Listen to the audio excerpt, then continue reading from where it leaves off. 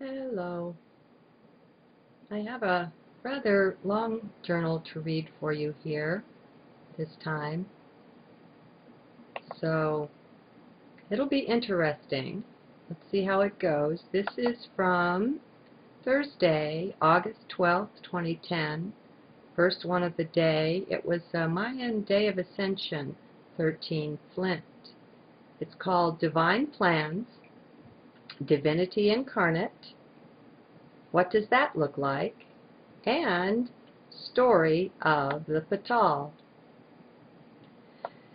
Oh, do things become clearer for me?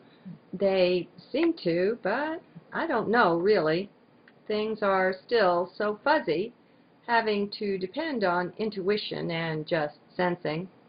Things are not clearly seen yet. I suppose they will be at some point. Our DNA is being restructured, and what will come out of it compared to the double-helix matrix, well, will be as God's, comparatively now. Gaia's ley lines are being rejuvenated and healed everywhere. Native wisdom keepers are assisting in this, as are those in other dimensions. We have much unseen help. We are too warlike as a planet for many to want to be seen. The secret government still retains too much control over us as a populace. People live both in fear and in the mind too much, and this is done with intention by the controllers. It is great, grand, and wonderful that so many of us are arising from our long sleep. So many Rip Van Winkles we are waking up. Like him, it is for us a new world we awaken into. We are adjusting, gaining our feet, our sea legs on this grand new adventure. We are behind time is all. The dark force coming in and taking the planet over by force, by war, was not a part of the original plan. Where free will reigns, though, anything can happen. So, what is a plan? Who designs it? Who are the keepers of it? How does that work? Well, don't expect any great answers from me. I'm just one of you, remember, ho ho. However, I'll be glad to share my musings on that. There are plans, and then there are plans. Remember, there are many dimensions or densities, levels if you will, and all are populated with beings, with life of some kind. Though this life is radically different, in some ways it's not. All is, underneath everything, just one. But anyway, beings interact with other beings that are roughly within the same frequency levels or bands as themselves. The others they don't usually even perceive. Thus, to some extent, in the cosmos, the creation, all are somewhat blind to the whole. Oh, we have contact with it within. This, without a doubt, it is but another part of us after all. Let us never forget the oneness of the all that is. But we're talking plans here. Well, who is making those plans? How much and what part of the cosmos do they perceive and live within? How wide is their vision? Who and what are they planning for? What is their underlying intention? We are dualistic beings in a certain sense, my friends. This is not the dualism of 3D, which is its own thing, but a far vaster duality than that. We have dual identity, both as the whole, as the one, and as the creation. We are the same together somehow. It's interesting how that works. Now, unless you've done a certain amount of work or of simple simple heart pondering on identity, on the who or what am I question, then you're not traversing well with me here. That is necessary, my friends. You won't get past go without doing that, so buckle down and be sure to give some time to it. But meanwhile, back to this major duality we've got going here. Let's look at that. As I'm sure you can imagine, well, let me not assume. Let's paint the picture. There are levels and levels of planners at work. You can envision how this is right here on Earth.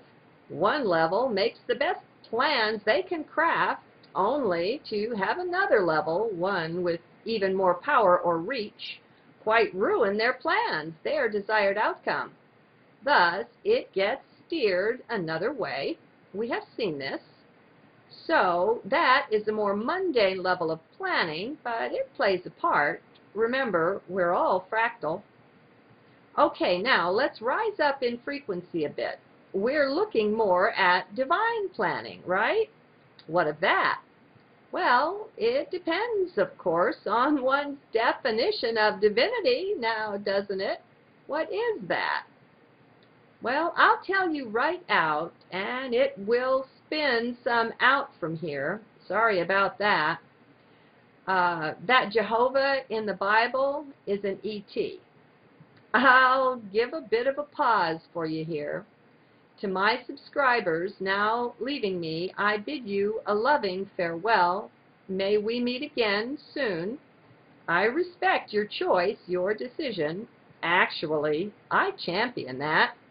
That's the best way to go. Make a choice and follow it. Okay, now to get back to defining divinity. It's not such an easy thing, is it? Many ETs in the past have been worshipped as gods, and some desired that. They DNA engineered mankind as their servant race, some of them. They expected, encouraged this worship. Well, perhaps with me you will agree that's not divine. That is nonsense, parading as God, little g. So, they have to be considered, though, as planners, don't they? They have some powers that in some ways could be considered as divine, as do we. Only we haven't recognized ours much as yet. But let's just say, for utility's sake, that these supposed gods of the ancient world, these ETs, reside on the fourth density or dimension. They would not go higher as they don't have the resonance, the high frequency for it. So now we have planners existing on both 3D and 4D. We can see how their plans overlay and interact. We can see, too, how no one's plans at these levels are coming out just exactly as intended. There's room for some humor in that if you're up to it. Now, let's go higher. Remember now, we have been tremendously lied to. Thus, all along this track, we're going to run up against lies we've been programmed to believe. Let's be on the alert for that. Let's look at 5D and 6D then. There are beings on those levels who are making plans as well. Now, these are not levels of mind as we know mind. There is higher mind operating there, as it does within us, largely unseen. There, though, they're aware of and cooperate with that. These beings are at higher frequencies and have everything that goes with that. They are light beings. Pause here to maybe define light being. If something vibrates on a higher density than the one you occupy, it will not have a solid visible presence to you, but to the beings on its level, it will. Be in heart and simply see this. See how it works. It's very simple. Lower frequency equals more dense, more solid, equals atoms slowed down in vibration. That's what makes for density or solidity on any level.